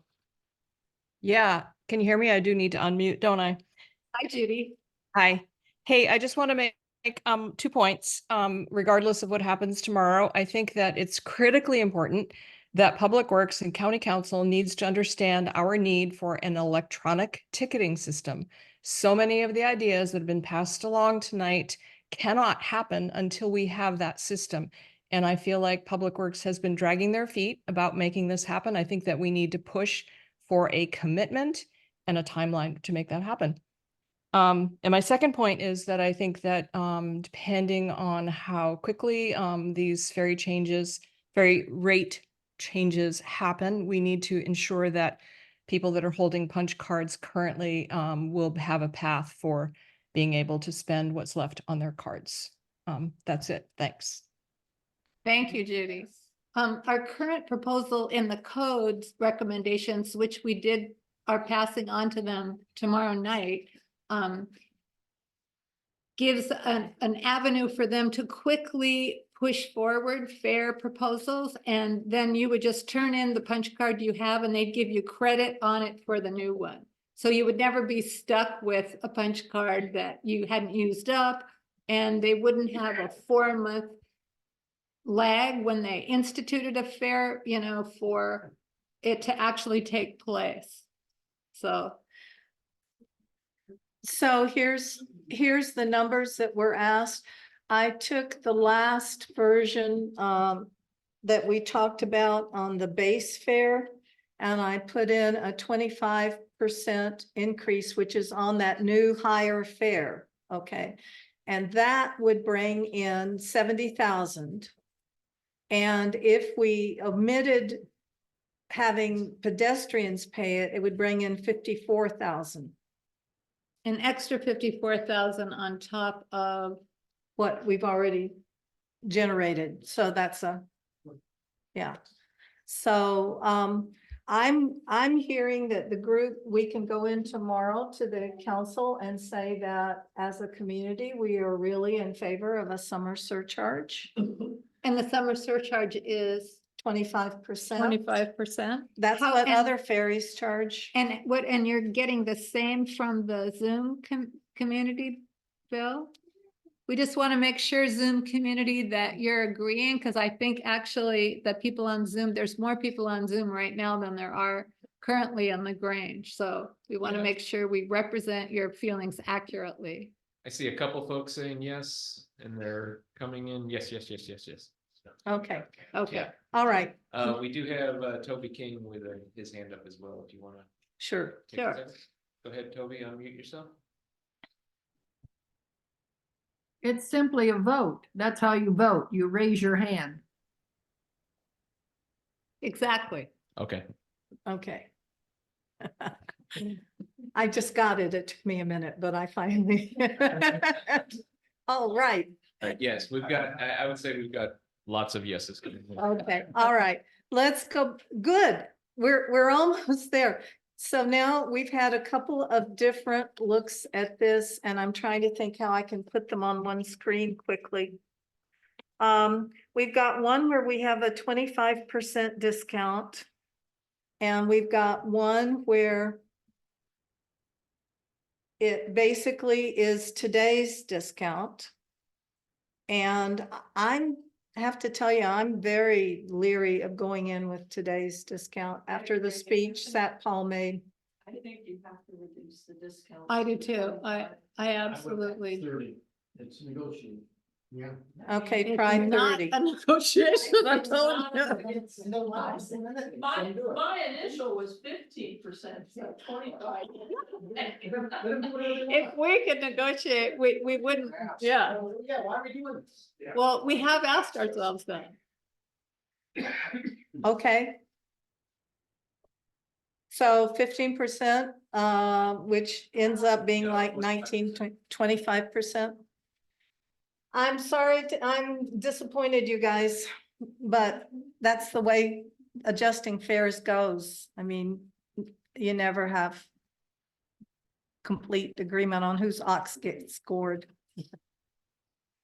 So we're talking a 15% discount and adjusting the 25% discount. 25% Yeah. discount for multi-ride. Right. but It it's paying raises, 15% on the fare. yeah, it raises the cash vehicle fare to $15. So it's only a 7% increase. It does raise the vehicle why can't I say this?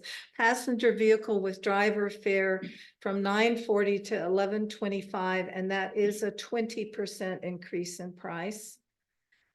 On the other hand, if you are a couple, you Keep it simple, aren't Diane. hit as hard because the pedestrian prices haven't. gone up And as the much. single price fare went from what to what? The vehicle, the passenger vehicle with driver went up $1 to 15. So it went from 14 to 15. Right. So the good thing about that is I think Sut Paul will appreciate that for a disadvantaged purchaser that was buying a cash fare for every single ride. You know, it didn't go up $5 or whatever. Yeah. So going once, going twice, what you have in front of you is the cash, how can I say it? The good news as far as businesses are concerned is it will cost the same for a couple to pay cash to come on the island. Because the passenger goes down $1 and the vehicle goes up $1. So they pretty much stay the same. If you are buying a multi-ride pedestrian ticket, your price will go up 16%.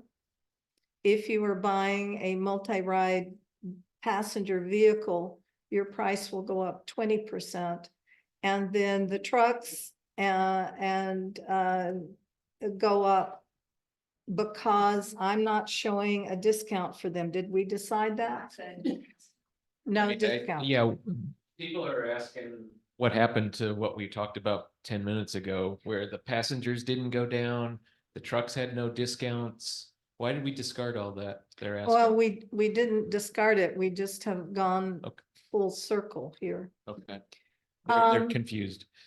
Well, what I mean is we've looked at like 3 or 4 different views. So let's go back up to the cash passenger not going down. And then we can afford to put back truck discounts, or we can. Okay. Yeah. Okay, so let's try, how's this? Let's try 28%. No, just stick with 25. It's fine. 25, 25, 25. 15% increase, 25% discount. Right. no Truck discount. Right. That's what we Okay, want to see. well, then we're actually 50,000 over our goal. Great. You might take it. Okay. Exactly. Take it and run. Okay, and so we can all go home. Thank you. All right, last go round on this is, okay, can we tomorrow, committee, Yes. can we go in tomorrow with this as a proposal? So moved. Do we have a motion? So moved. Okay. Want to get out of here. Question. Do we have a second? Tom seconded. Okay, so the motion before the committee is, can we present the fair proposal from the community and the Ferry Advisory Committee that Diane just proposed, with a 15% increase and reducing the multi discounts to 25%. Aye. We got a discussion first. Oh, discussion. Okay, discussion? None. Any discussion? I hear no discussion. All in favor, say aye. Aye. Carol, are you still on? No, I don't believe it, but Thank you.